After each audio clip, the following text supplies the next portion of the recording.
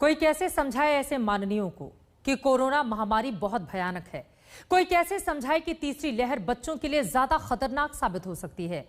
ना यकीन हो तो पुणे के विधायक साहब अपने ही शहर पुणे की तस्वीरें देखिए, जहां 3 बच्चे बीमार हुए हैं, और अपने ही पड़ोसी शहर अहमदनगर की तस्वीरें देखिए, जहां पर 8000 से ज्यादा बच्चे कोविड के शिकार हुए हैं।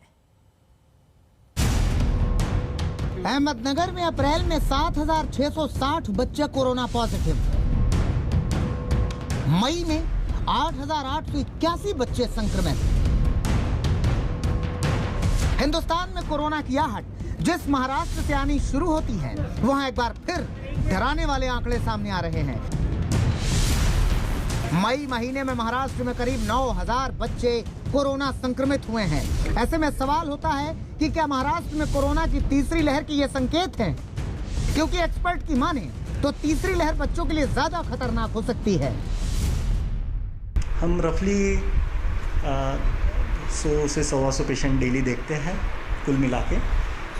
पर जब से ये सेकंड वेव आई है मार्च के एंड से अप्रैल फर्स्ट वीक से, जैसे जनरल पेशेंट बढ़ना शुरू है कोविड के, तब से हम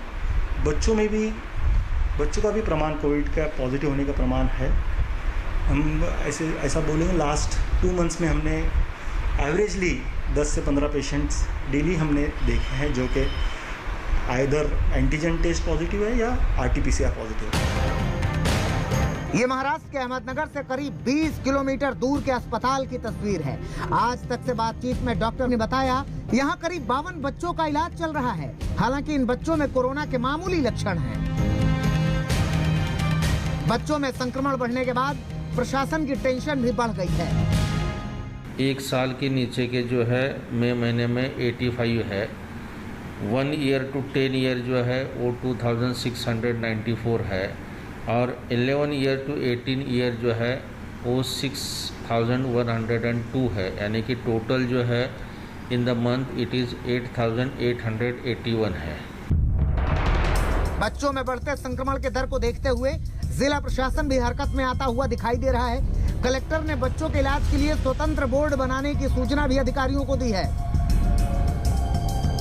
आज तक की टीम पुणे के परिवार के पास पहुंची, जहां 4 में 3 बच्चे कोरोना संक्रमित हो गए, जिनमें 2 बच्चे एसिम्प्टोमेटिक थे, यानी इनमें कोरोना के कोई लक्षण नहीं थे। कोरोना की तीसरी लहर बच्चों के लिए खतरनाक बताई जा रही है। ऐसे में अहमदनगर में बच्चों में बढ़ता संक्रमण एक बहुत बड़ी चिंता बना हुआ है। मुंबई से साहिल जोशी के साथ पंकज खेलकर, अहमदनगर, आज तक। स्थिति भयावह है ये बताने की जरूरत नहीं है, क्योंकि इस बीमारी ने न सिर्फ जान ही नहीं जहान भी छीन लिया है। आलम यह है कि लोगों पर जिंदगी बचा पाने, खाने कमाने का संकट खड़ा हो गया है। लखनऊ में संगीत से जुड़े कलाकार परेशान हैं, क्योंकि कोरोना ने उनको कहीं का नहीं छोड़ा।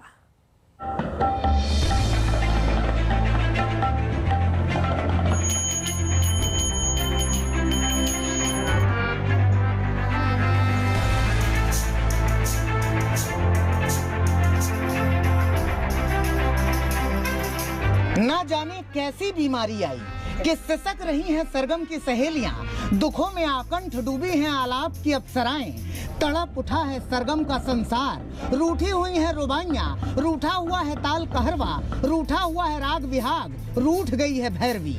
ऐसे कोरोना काल में कैसे चुने अच्छी धुनें? संगीत से जुड़े लोग परेशान हैं, कुछ सूझ नहीं रहा कि अब जीवन यापन कैसे करें।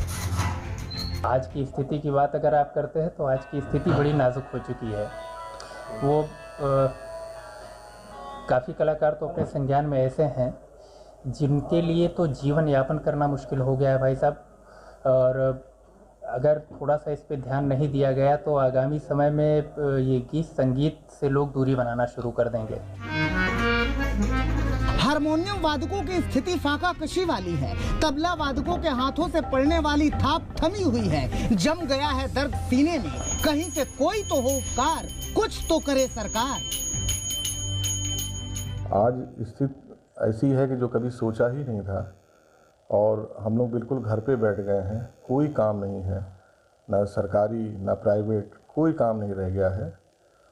तो हम तो यही आशा करते हैं सरकार से कि हम लोग की सुध ले, खास तौर से इंस्ट्रूमेंटलिस्ट हैं या लीड बजाने वाले जितने भी संगत कलाकार हैं, उनकी दशा तो बहुत ही खराब हो गई है।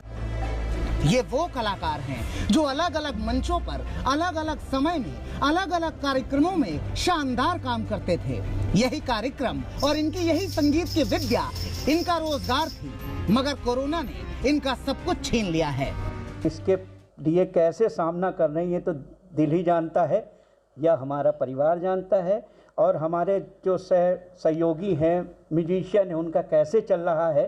दूसरा सबसे बड़ा हमारा अधर्म है, ना हम अपनी तकलीफ़ किसी को बता पाते हैं और ना उसका कुछ सुचारू रूप से, सारे काम बंद हो चुके हैं। ऐसे महीने में रिकॉर्डिंग मिल जाती थी, हम आकाशवाणी से हैं और उनके साथ रिकॉर्डिंग में संगत, बड़े बड़े कलाकारों के साथ संगत की, लेकिन सब कुछ इस समय लग रहा है कि बंद हो चुका है। ये कलाकार लखनऊ में आलमबाग, आशियाना क्षेत्र और विराट नगर में रहते हैं, लेकिन इनके जैसे हजारों बड़े संगीत के धनी इसी लखनऊ में रहते हैं।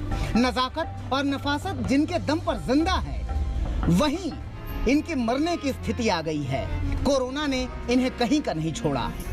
आशीष श्रीवास्तव, लखनऊ, आज तक। इन सभी को सरकार से मदद का इंतजार है। आगे बढ़ते हुए दिल्ली में